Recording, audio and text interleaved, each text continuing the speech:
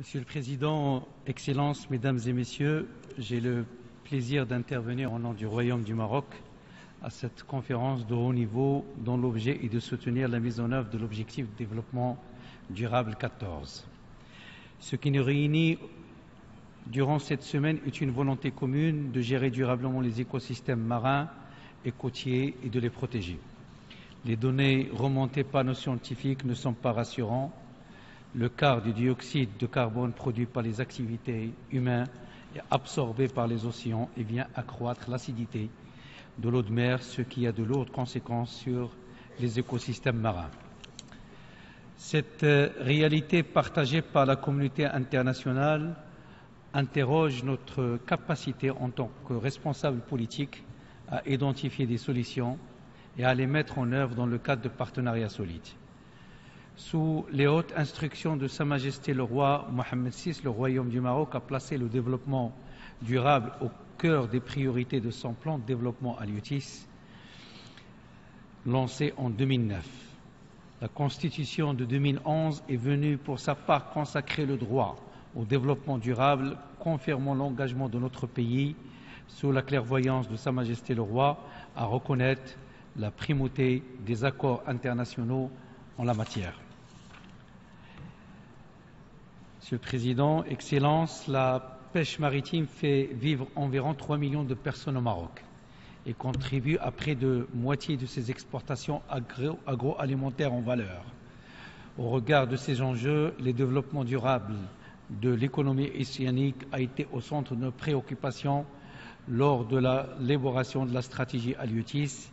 En un peu plus de 7 ans, cette stratégie a porté et continue de porter ses fruits et les avancées réalisées sont très encourageantes. Permettez-moi d'en mentionner quelques-unes. La recherche scientifique a été renforcée, devenant un préalable à l'aménagement et à la gestion des ressources. 94% des ressources halieutiques exploitées sont gérées durablement actuellement et une quinzaine de plans d'aménagement de pêcherie a été mise en place. L'activité de pêche artisanale a été organisée autour des sites aménagés et l'aquaculture se dote de plans d'aménagement régionaux concertés.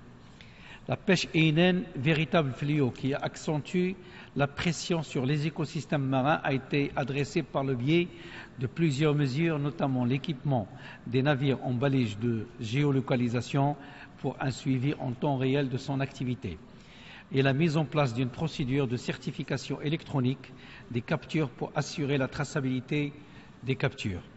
Un arsenal juridique dédié a par ailleurs permis de définir et d'encadrer les conditions d'exploitation des ressources. Notre action a également ciblé la création d'aires marins protégées, 3 actuellement, et leur protection par l'immersion de récifs artificiels et la définition des zones d'interdiction de chalutage.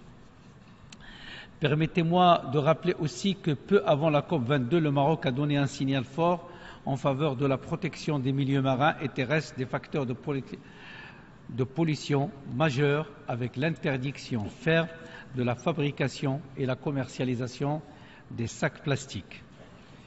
Comme vous le savez, Mesdames et Messieurs, le Royaume du Maroc a accueilli en 2016 la COP22, la COP de l'action dont il assure la présidence. Cette COP qui a bénéficié du haut et fort engagement de Sa Majesté le roi Mohammed VI, que Dieu l'assiste, a été unanimement saluée, considérée comme un grand succès à tous les plans. Elle a permis de repositionner les pays africains et insulaires et de manière générale les pays en développement au centre du débat climatique.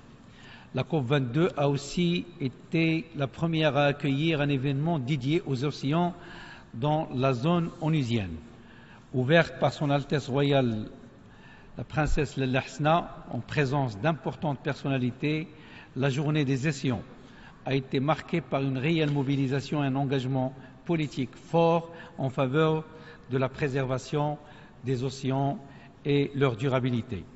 Lors de cette COP, le Maroc a également exprimé son dynamisme et son engagement pour l'action en faveur du développement durable des océans à travers la présentation de l'initiative Ceinture bleue qui vise à appuyer l'émergence des systèmes intégrés d'observation côtière et favoriser leur intégration au niveau mondial encourager les actions pour la pêche durable sur l'ensemble de la chaîne valeur afin de lutter contre l'augmentation de la température des océans et favoriser le développement d'une aquaculture durable, en particulier l'algoculture. La ceinture bleue tend à convertir les contraintes environnementales émanant des impacts du changement climatique en nouvelles opportunités économiques génératrices de valeur et d'emplois. Il s'inscrit dans le cadre de l'agenda de l'action de la Convention des Nations Unies pour le changement climatique. Monsieur le Président, Excellences, Mesdames et Messieurs, pour conclure, j'en appelle aux hauts responsables dans les secteurs liés aux océans pour accentuer le partage des expériences acquises au niveau national, régional et international dans la mise en œuvre de l'EDD 14. Le Maroc considère le partage d'expériences comme une ressource importante de développement et reste disposé à le faire avec les partenaires intéressés. Les solutions qui seront discutées dans cette grande conférence doivent matérialiser un engagement irréversible de conserver et d'exploiter de manière durable les océans, les mers et les ressources marines. Les océans doivent rester une source de vie et de bien-être pour la population. Je vous remercie.